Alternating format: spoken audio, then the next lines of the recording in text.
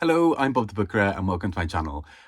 So I recently covered the debut fiction shortlist from the Nero Book Awards, and here is the non-debut one. I don't know why this always trips me up as a title for things. This category is just called fiction, but I feel I need to specify that this is non-debut.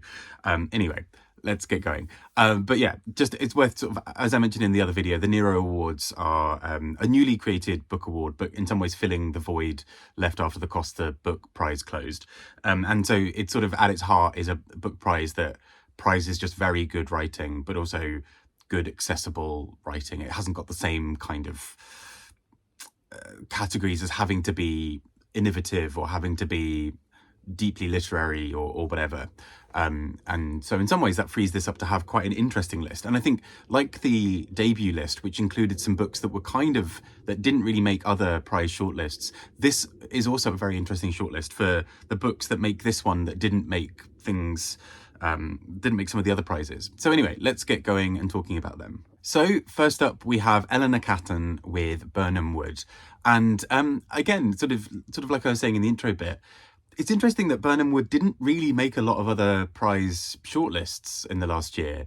You know, it's sort of just, it was a book that I thought was really quite good. And anyway, I mean, such is life. But Birnam Wood is essentially a story that plays off multiple different sort of political or sort of societal things all in one go. So a big part of this book is talking about climate catastrophe, and particularly climate catastrophe in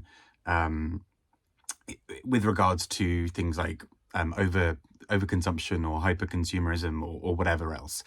And so what it really sets up at the beginning is we know sort of an inevitable showdown to some degree. We have a group of people who have formed a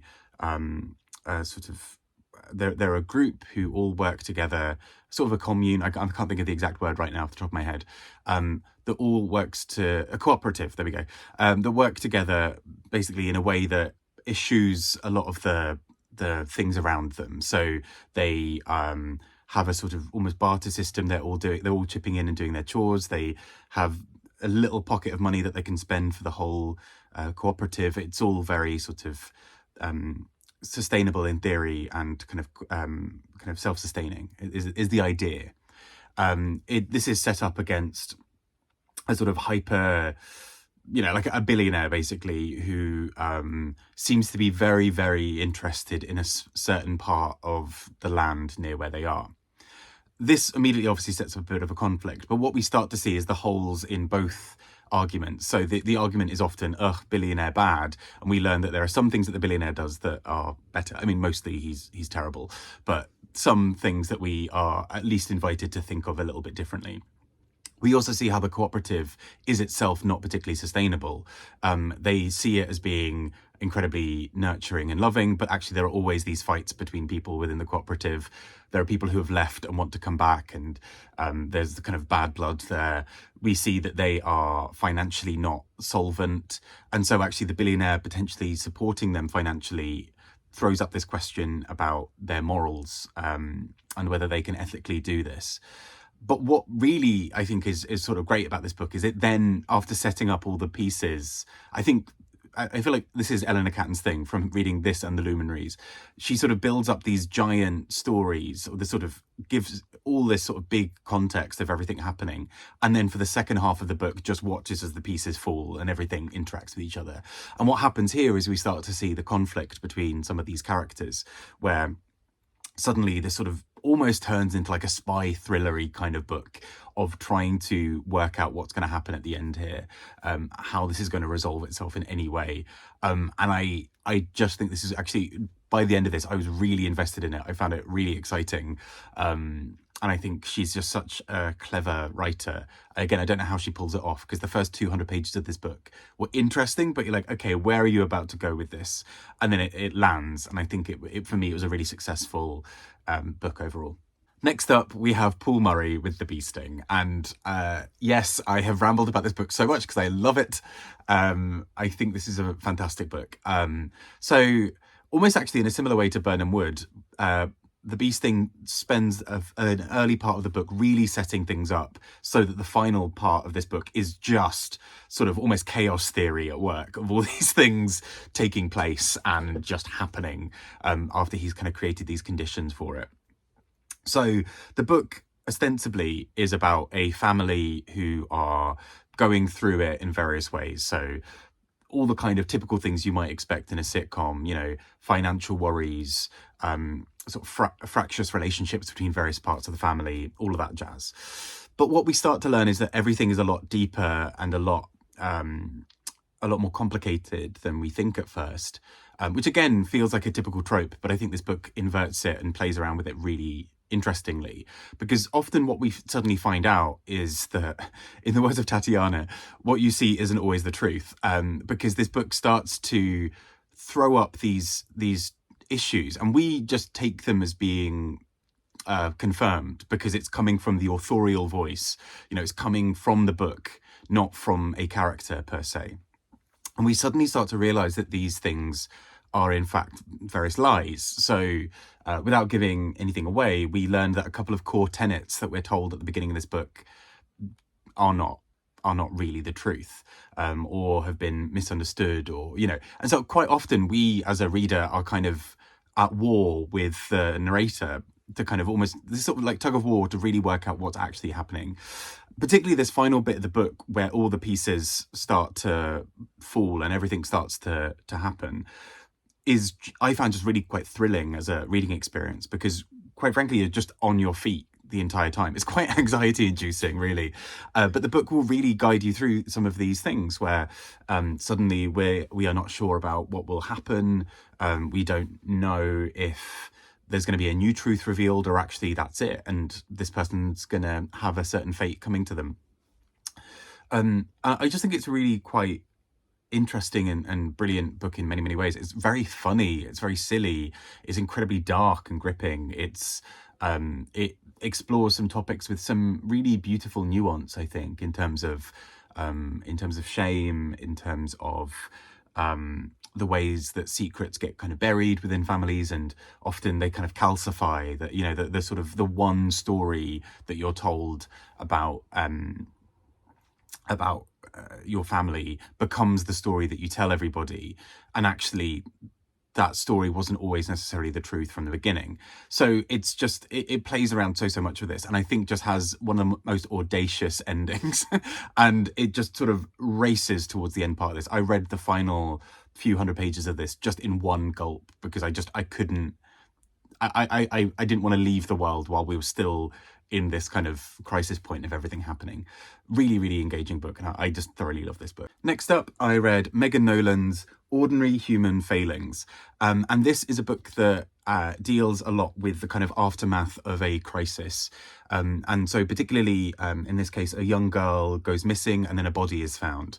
And then at the heart of this is a family who are sort of the family of the child, who are both suspects and seen as victims. And so the whole conversation within this book is sort of around how you then sensitively go about kind of investigating some of this. However, what kind of complicates this is there are several bad faith actors throughout the book. So there is a journalist who basically tries to insert himself into the family relationships of everything going on. He tries to find everything out that's going on so he can sell it as a story. We suddenly learn that there are these sort of strange conversations about family ties within the book. So, you know, the family is seen as a set of wrong-uns. You know, you don't talk to the Greens, they're awful. But then as soon as the thing has happened, you know, and this body is found, everyone's like, oh, they were always so good, that family.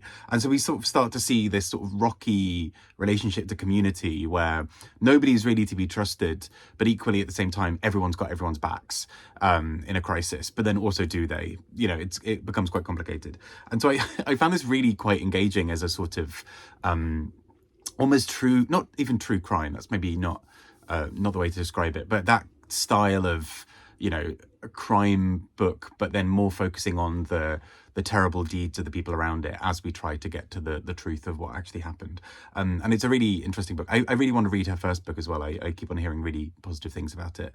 But yeah, this was a really thoughtful book. And I think it sort of plays around with the idea of sort of sensationalism quite interestingly as well. And last but not least, Karen Powell with 15 Wild Decembers.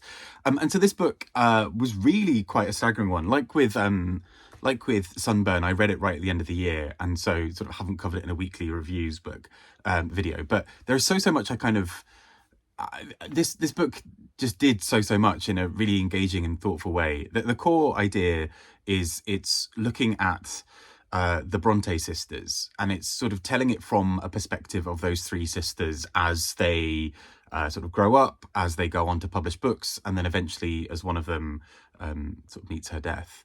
And what I thought was really quite exceptional is this book feels at times like really like you're sat in the room with the Brontes. It really feels like there's a sort of you are a fly on the wall in their house. It's really thoughtful and really well crafted.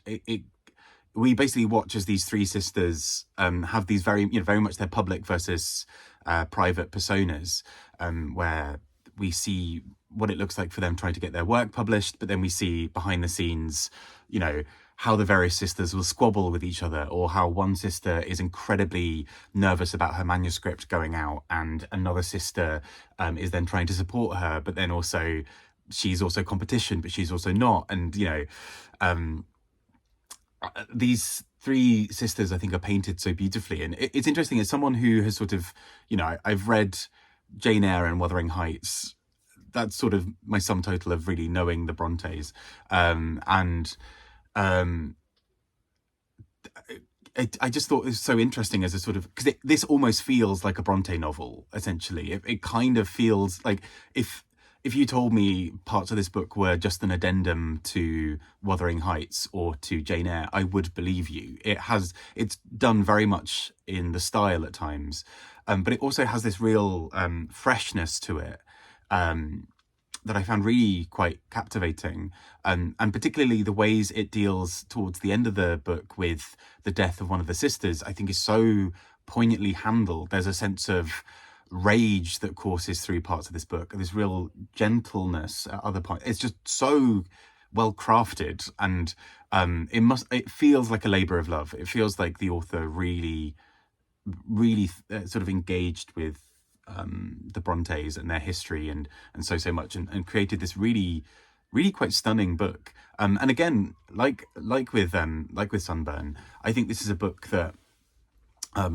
hasn't really featured on prizes. It's sort of flown a bit under the radar, and I don't think I'd heard of it at all until this shortlisting. So I'm really excited for more people to pick it up, because I think it's a really exciting and interesting book, definitely.